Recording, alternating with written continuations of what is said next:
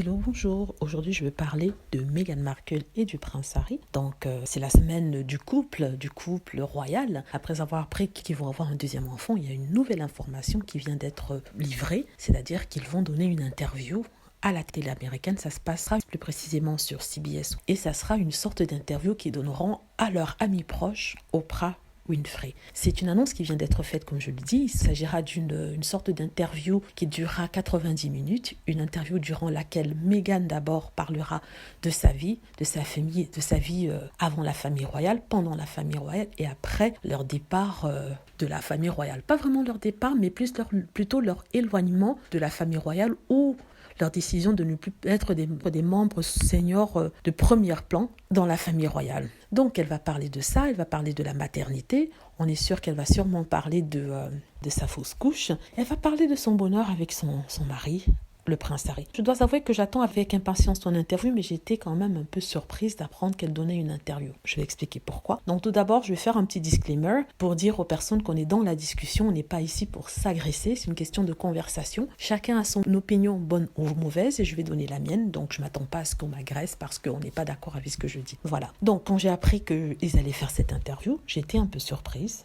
Pourquoi ? Parce que je trouve que quand même une interview donnée après son verdict victorieux, positif quant à sa plainte sur la vie privée peut donner un mauvais signal aux autres. Par exemple, peut-être qu'ils auraient dû annoncer une interview bien après, par exemple 2 ou 3 semaines, peut-être un mois, mais le faire maintenant au lendemain de ce verdict, je trouve que le moment n'est pas bien choisi. D'autant plus que, comme je disais dans une précédente émission, le Daily Mail va essayer de faire appel et j'ai peur qu'il puisse se servir de cette interview-là comme il s'était servi de Finding Freedom, la biographie, pour pouvoir dire au juge que, regardez, elle veut protéger sa vie privée, mais elle n'hésite pas à donner des informations sur sa vie privée. C'est à ce niveau-là où je trouve qu'il y a quand même un problème et un mauvais timing par rapport à ça. Sinon, je comprends, je soutiens Meghan dans son choix, dans sa décision de vivre sa vie, mais je suis quand même un peu inquiète par rapport à cette interview-là qu'elle va donner, en espérant que ça ne tourne pas au drame, au cauchemar. Il y a des personnes qui attendent avec impatience qu'elle fasse cette interview pour pouvoir se servir de ça et pouvoir, par exemple, l'attaquer.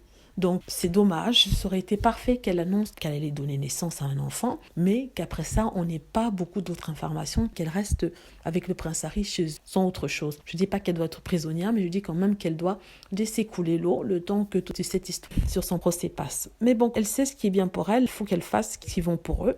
Je ne suis pas dans leur vie, je ne sais pas ce qui s'y passe. Je ne peux que espérer que tout s'y passe bien, que tout se passe bien. Mais bon, je suis quand même un peu surprise. Je ne dis pas déçue parce qu'après tout, c'est son choix, c'est sa vie. Mais quand même surprise qu'on apprenne qu'il y aura une telle interview avec Oprah Winfrey en mars. Ça sera diffusé sur CBS en mars. Espérons que ce sera une très bonne interview. Voilà, j'espère que vous avez aimé la vidéo. N'hésitez pas à cliquer sur like si c'est le cas, à vous abonner pour plus de vidéos et à cliquer sur la petite cloche afin d'être averti lorsque je poste une nouvelle vidéo. Merci.